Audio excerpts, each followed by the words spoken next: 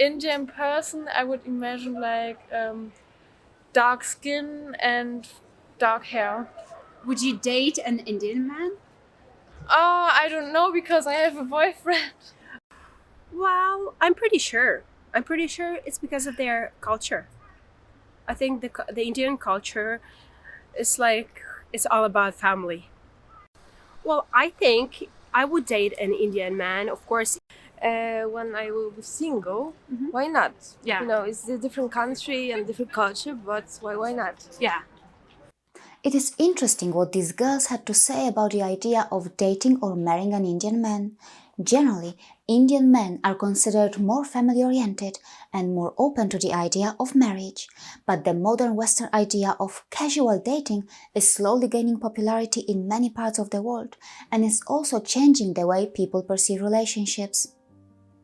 The traditional Indian system discourages the idea of casual dating, but in the present scenario, casual dating, which can also lead to multiple sex partners, is being presented as something that is cool, modern, and progressive. But if truly we are progressive, we should also see what the best available science says about having multiple sex partners. No amount of protection can guarantee safe sex. Viruses and bacteria that cause STDs can even be transmitted through tiny cuts in mouths.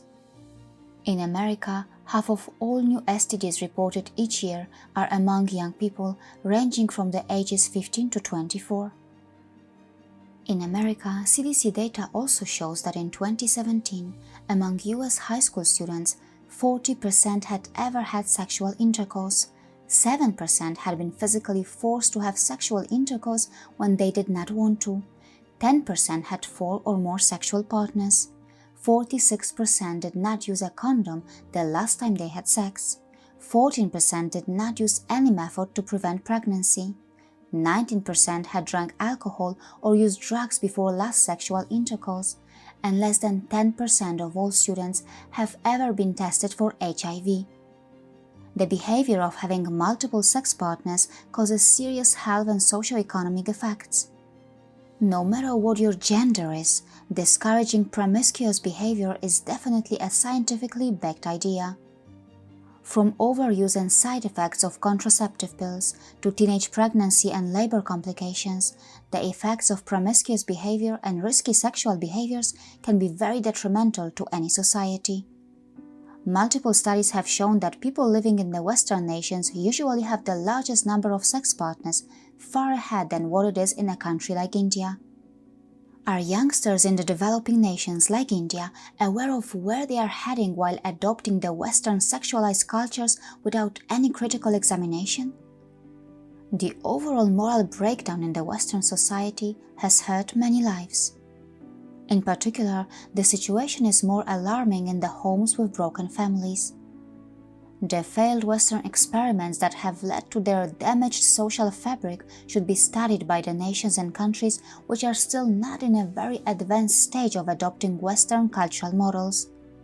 While doing this, the idea should not be to shame any country, culture or peoples, but to understand human behavior and to find out the factors that have caused psychologically damaged minds and psychologically damaged societies. And this becomes even more important as such is the impact of the mighty soft power of the former colonial powers and many Western nations that on many occasions it appears that developing nations tend to blindly search for ready-made Western solutions for their existing problems without any critical examination. As a result, not only they end up bringing the failed foreign experiments to their countries, but also they are not able to protect and preserve the best practices that they already have. The Western nations with their broken family institution and highly sexualized atmosphere cannot be the global role models when it comes to fighting with the menace of sexual crimes or building a solid family foundation. In relation to this, I have made multiple educational and informative episodes that my viewers may find useful. Please make sure that you watch them. See you again.